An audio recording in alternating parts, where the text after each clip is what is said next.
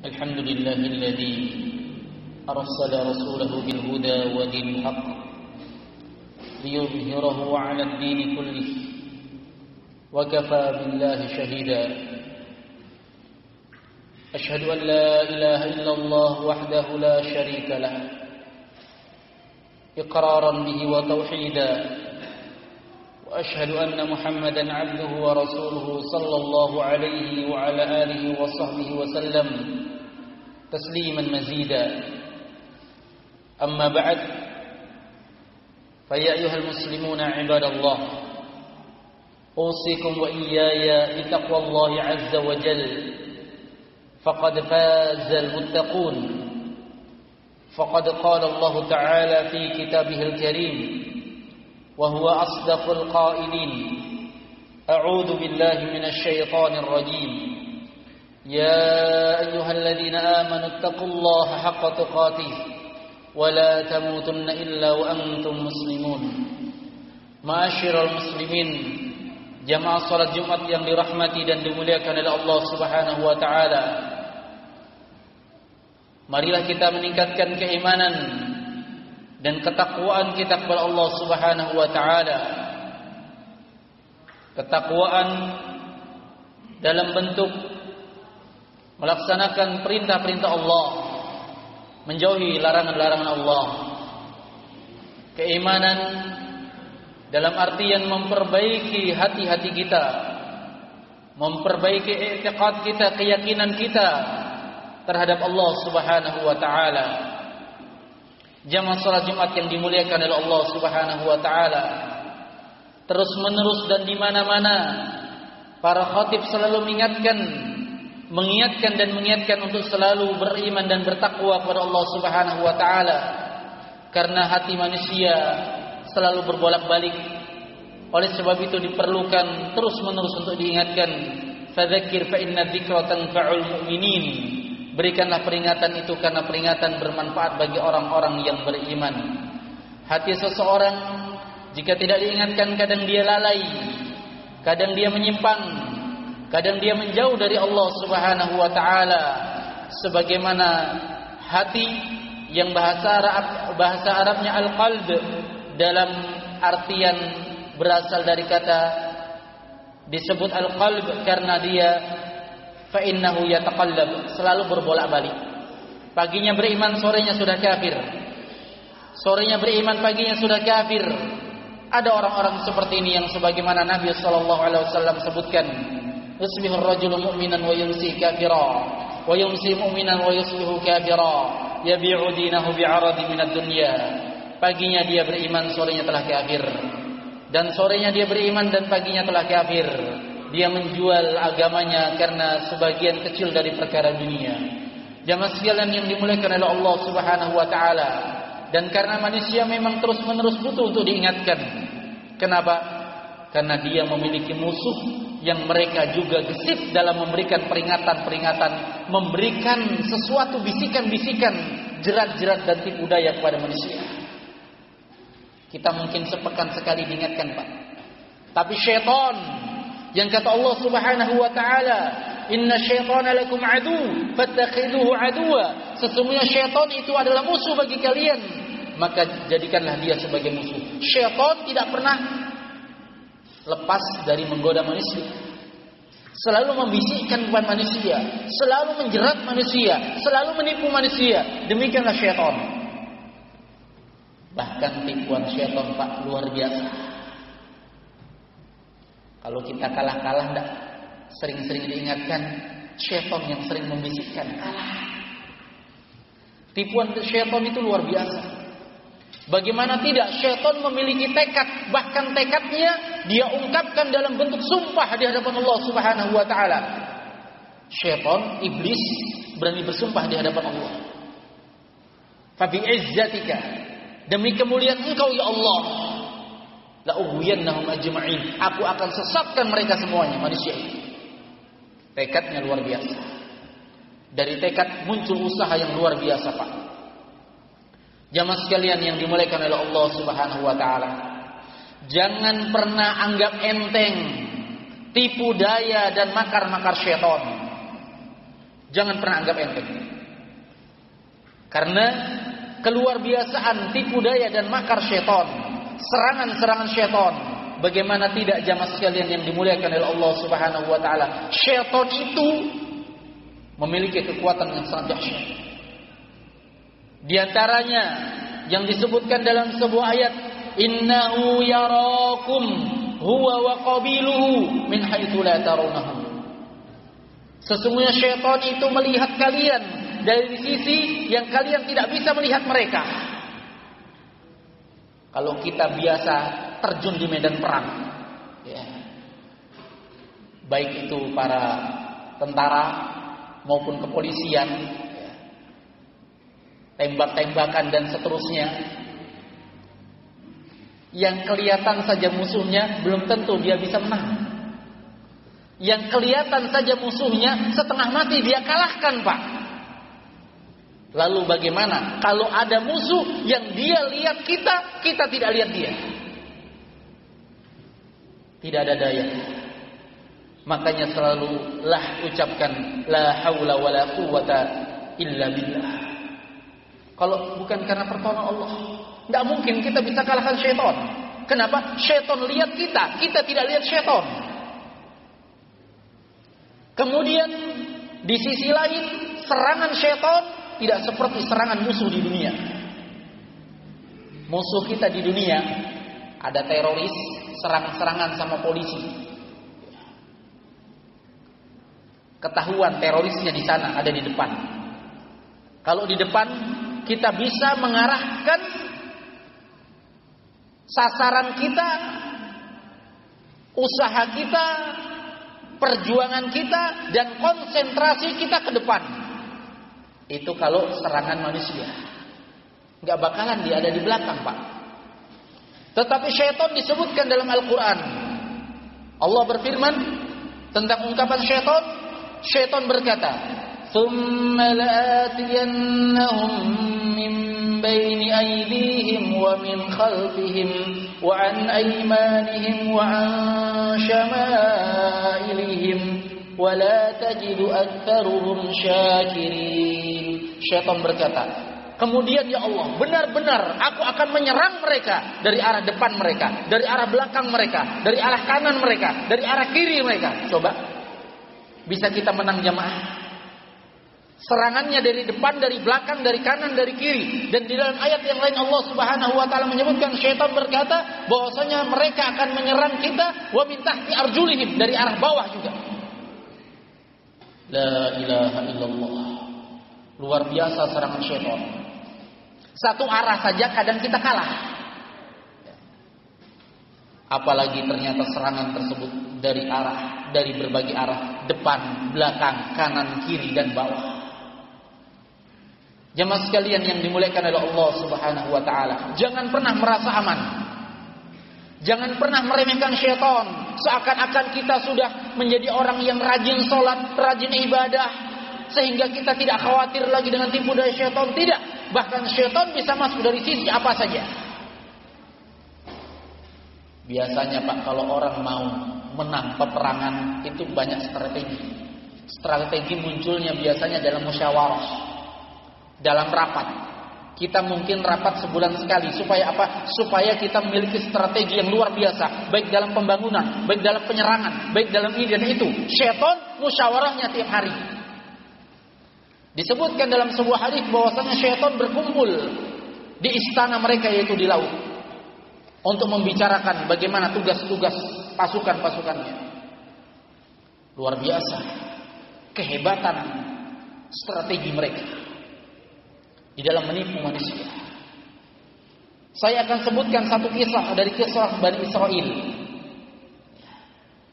yang menunjukkan bagaimana orang walaupun ahli ibadah, orang alim, ya, tidak boleh menyepelekan yang namanya tipu daya syaitan.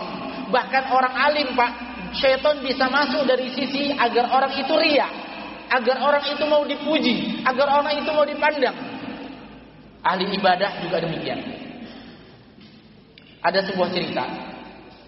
Cerita ini sangat dikenal sekali dalam kitab-kitab tafsir. Ketika para ulama menafsirkan ayat Allah Subhanahu wa taala, Syaitan pun berkata, ketika syaitan berkata, kufurlah kalian. Falamma kafara, ketika anak manusia itu telah kafir, qala inni bari'um mink, maka syaitan berkata, aku sudah berlepas diri dari kalian. Syaitan tidak mau ikut andil lagi. Ketika menafsirkan ayat ini, para ulama ahli tafsir menyebutkan sebuah kisah. Di zaman Bani Israel ada seorang yang bernama Barsiso. Barsiso ini, Pak, dia sudah selama 70 tahun beribadah kepada Allah Subhanahu wa taala. Kerjaannya zikir, tasbih, tahmid, tahlil, melaksanakan salat, ruku, sujud kepada Allah Subhanahu wa taala, menghindari kehidupan keramaian manusia, menghindari hiruk pikuk kejahatan manusia, betul-betul fokus untuk ibadah kepada Allah Subhanahu wa taala. Syaitan ganggu dia tidak mempan, orang ahli ibadah ini, tapi syaitan tidak putus asa. Bagaimana syaitan masuk? Syaitan masuk, korban diri dulu. Syaitan masuk ke tempat ibadah. Dia beribadah dengan sehebat-hebat ibadah.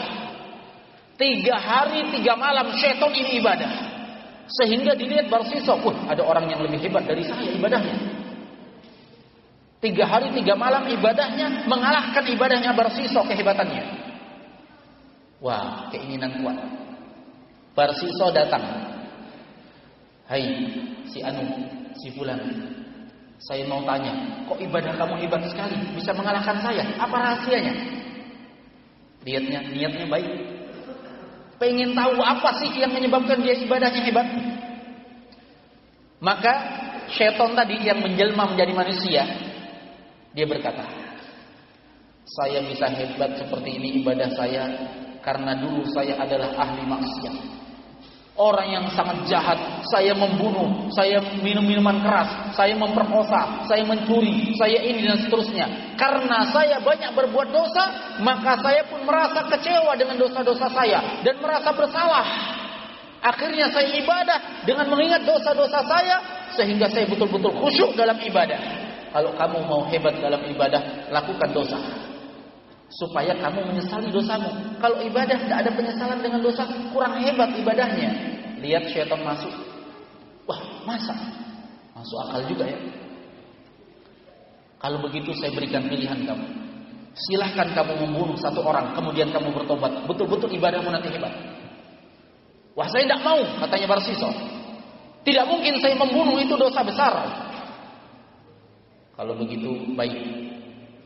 Kamu boleh tidak membunuh, tapi kamu datangi wanita dan berzina dengannya. Maka Barsiso mengatakan, tidak, itu adalah perbuatan keji. Maka kata syaitan yang menjelma menjadi manusia ini, dia berkata, kalau begitu kamu hanya memiliki pilihan terakhir. Minum khamr, walaupun sedikit saja. Minum khamr, minum minuman keras. Masa minuman keras saya nggak mau? 1 kali aja. Yang dengan itu kau akan menyesal, merunduk di hadapan Allah, merasa bersalah, ibadahmu menjadi hebat. Maka Barsiso mengatakan, oh iya juga ya, cuma minum aja kok. Akhirnya dia pun mencari tempat untuk meminum minuman keras. Setelah dia meminum minuman keras, ternyata akalnya sudah tidak bisa terkontrol lagi. Dia mabuk. Karena mabuknya, maka pikirannya pun gundah gulana, pikirannya goncang, pikirannya amburadul, pikirannya tidak terarah. Dan dia ketika itu melihat seorang wanita yang cantik, dia pun tidak sadar dalam kondisi sedemikian rupa, dia pun memperkosa wanita tersebut. Setelah dia memperkosa wanita tersebut, maka didatangi oleh suami si wanita dengan keadaan marah karena dia takut terjadi apa-apa terhadap dirinya, maka dia membunuh suaminya tersebut. Dengan minuman keras, dia mengumpulkan 3 dosa. Dosa minum khamr, dosa memperkosa, dan dosa membunuh sekaligus. Akhirnya iblis tadi pintar. Dia datangi pihak pemerintahan. Kalau sekarang pihak kepolisian. Dilapor, ada di sana orang yang berbuat kejahatan, kebejatan. Dia membunuh, memperkosa, dan minum minuman keras. Didatangi oleh pihak pemerintah. Dia pun ditangkap. Sehingga hukum waktu itu, dosa demikian, hukumannya adalah disalib hingga mati. Maka dia pun disalib. Datanglah iblis. La'natullah. Wahai Barsisa, sekarang engkau telah berbuat banyak dosa. Engkau mau bertobat? Iya, saya mau bertobat kepada Allah Subhanahu wa taala. Iblis berkata, bagaimana mungkin engkau akan bertobat sedangkan engkau disalib dan besok engkau akan dibunuh? Apakah dengan dosa sebesar ini engkau hanya akan bertobat dengan waktu yang singkat? Tidak mungkin Allah akan mengampuni dirimu. Tidak mungkin Allah akan mengampuni dirimu. Engkau telah membunuh, engkau telah memperkosa, engkau telah minum minuman keras. Bagaimana mungkin engkau akan bertobat dengan waktu yang singkat? Bagaimana Allah akan menerima tobatmu? Iya juga ya. Terus bagaimana caranya? Satu-satunya cara adalah engkau harus melepaskan diri dari ikatan salib ini. Lalu bagaimana caranya? Iblis berkata, sujud kepadaku, maka aku akan lepaskan. Barsisa mengatakan, bagaimana mungkin aku sujud sedangkan aku terikat? Tundukkan saja kepalamu. Dia pun menundukkan kepalanya. Ketika itu malakul maut mencabut nyawanya. La ilaha illallah. Dia mati di atas kekafiran. Jamaah sekalian yang dimuliakan oleh Allah Subhanahu wa taala, lihat bagaimana tipu daya syaitan. Orang 70 tahun sudah beribadah, mampu dia kafirkan. Apakah kita merasa aman? Apakah kita merasa aman dari tipu daya syaitan yang Nabi Adam saja pernah tergelincir gara-gara iblis? Apakah kita merasa aman dari tipu daya syaitan yang dua anak Nabi, Qabil dan Habil, anak Nabi, Nabi Adam, bapaknya Nabi, pun ternyata melakukan dosa, tergelincir karena tipu daya syaitan. Yang ternyata anaknya Nabi Yakub, 11 bersaudara, saudara-saudara Nabi Yusuf alaihissalam, mampu untuk membuang saudaranya sendiri ketika syaitan telah berhasil untuk menghasut mereka. Anaknya Nabi. Kita anaknya siapa? Kita jaminannya apa? Ternyata kita masih merasa kadang mengentengkan bagaimana syaitan itu hanya dianggap perkara yang kecil, padahal tipu daya syaitan adalah tipu daya yang sangat luar biasa. Lalu bagaimana jalan keluarnya jamaah sekalian yang dimuliakan oleh Allah Subhanahu wa taala? Akankah kita menyerah dengan syaitan? Tidak. Satu senjata yang syaitan sendiri mengaku kalah di hadapan Allah Subhanahu wa taala dengan senjata ini. Insyaallah kita akan sebutkan pada khutbah yang kedua. Barakallahu li wa lakum fil Qur'anil Karim wa nafa'ani wa iyyakum bima fihi minal ayati wa dzikril hakim wa taqabbalallahu minni wa minkum innahu huwal ghafurur rahim.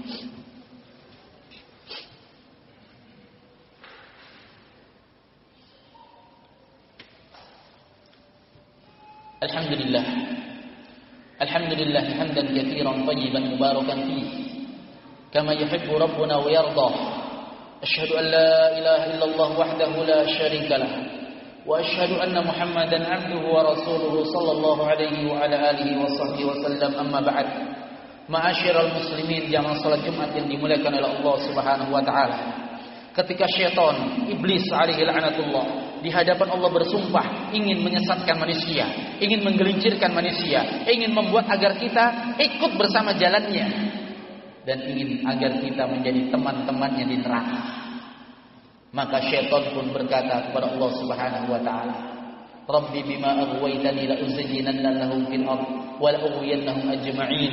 Wahai Rabbku, wahai Tuhanku, karena Engkau telah menyatakan aku sebagai orang yang sesat, kata iblis, maka benar-benar aku akan hias-hiasi mereka, aku akan sesatkan mereka seluruhnya. Iblis berkata, illa ibadaka minhumul makhlasin, kecuali hamba-hambamu yang ikhlas. Ikhlas adalah senjata. Tidak ada yang bisa mengalahkan orang yang ikhlas, Pak. Syaitan dari gunung manapun, iblis alaihi la'natullah, yang dia memiliki umur yang sangat tua. Iblis duluan diciptakan daripada Adam. Dia ditangguhkan umurnya sampai hari kiamat. Strateginya yang terkumpul sudah hebat bagaimana, itu luar biasa. Tapi ternyata dia sendiri yang ngaku di hadapan Allah Subhanahu wa taala, kecuali hamba-Mu yang ikhlas, ya Allah, saya tidak mampu. Tidak mampu. Iblis yang ngaku di hadapan Allah Subhanahu wa taala. Bagaimana yaitu ikhlas jemaah sekalian yang dimuliakan oleh Allah Subhanahu wa taala? Ikhlas adalah memurnikan ibadah kepada Allah Subhanahu wa taala. Ketika kita salat betul-betul hanya Allah Subhanahu wa taala yang ada dalam hati kita. Kita peruntukkan salat kita, ibadah kita, hidup kita, mati kita hanya untuk Allah Subhanahu wa taala. Ketika masih berpaling kepada selain Allah Subhanahu wa taala, itulah celah-celah bentuk pemalingan kepada selain Allah. Disitulah syaitan masuk dan akan mengalahkan manusia. Maksiat, kemungkaran, kejahatan terjadi karena kurang ikhlas. Mana buktinya Ustaz? Mana buktinya kalau kurang ikhlas yang menyebabkannya? Bukankah ikhlas adalah kaitannya dengan hati, sedangkan maksiat kaitannya dengan anggota badan? Benar, karena hati yang menggerakkan seorang untuk berbuat kekejian. Saya akan sebagai penutup khutbah kali ini, saya akan sebutkan bagaimana ada sebuah ayat yang menunjukkan kenapa Nabi Yusuf alaihissalam bisa terlepas dari godaan syaitan ketika digoda oleh wanita. Luar biasa, wanitanya cantik, ada kesempatan, ada kedudukannya, luar biasa. Sama-sama sudah mau, walaqad hammat bihi wa hamma biha. Si Zulaikha sudah mau berhimmah, memiliki tekad. Si Nabi Yusuf juga memiliki tekad yang sangat kuat. Luar biasa, sudah sama-sama pengen, tapi Nabi Yusuf berhasil untuk menolaknya. Kenapa? Disebutkan dalam ayat tersebut kenapa Nabi Yusuf bisa terhindar dari maksiat, dari kekejian. Allah berfirman, "Kadzalika linasrif 'anhu as-su'a wal fahsya, innahu min 'ibadinal mukhlasin." Demikianlah kami yang memalingkan. Kalau kita ingat tadi pembahasan pertama, Pak, bagaimana hebatnya syaitan, tipu daya syaitan, keluar biasa syaitan, senjatanya syaitan. Tidak mungkin kita akan bisa kalahkan syaitan. Tapi siapa yang mengalahkan? Allah. Dengan sebab kita melaksanakan ketaatan, maka kata Allah terhadap Nabi Yusuf, demikianlah kami yang palingkan, bukan Nabi Yusuf, kami yang palingkan dia dari kejahatan dan kekejian. Kenapa? Karena dia termasuk orang yang ikhlas. Ikhlaslah dalam ketika kita berdoa. Ikhlaslah kita ketika kita menghadap Allah Subhanahu wa taala. Ikhlaslah ketika kita menyembelih. Ikhlaslah kita ketika kita meminta kepada Allah. Ikhlaslah kita ketika kita merunduk, tunduk, ruku, sujud kepada Allah Subhanahu wa taala. Ikhlaslah kita ketika kita berpuasa, ketika kita bersedekah, ketika kita mengeluarkan zakat. Ikhlaslah dalam seluruh ibadah kita. Semoga Allah Subhanahu wa taala memberikan dan meneguhkan hati-hati kita berada dan dikokohkan berada di atas keikhlasan kepadanya semata. Allahumma ighfir lil muslimina wal muslimat wal mu'minina wal mu'minat al ahya'i minhum wal amwat. إنك سميع قريب مجيب الدعوات يا قاضي الحاجات. ربنا لا تزغ قلوبنا بعد إذ هديتنا وهب لنا من لدنك رحمة إنك أنت الوهاب. ربنا هب لنا من أزواجنا وذرياتنا قرة أعين واجعلنا للمتقين إماما. ربنا هب لنا من أزواجنا وذرياتنا قرة أعين واجعلنا للمتقين إماما. ربنا آتنا في الدنيا حسنة وفي الآخرة حسنة وقنا عذاب النار. عباد الله إن الله يأمركم بالعدل والإحسان وإيتاء ذي القربى وينهى عن الفحشاء والمنكر والبغي يعظكم لعلكم تذكرون وأقيموا الصلاة.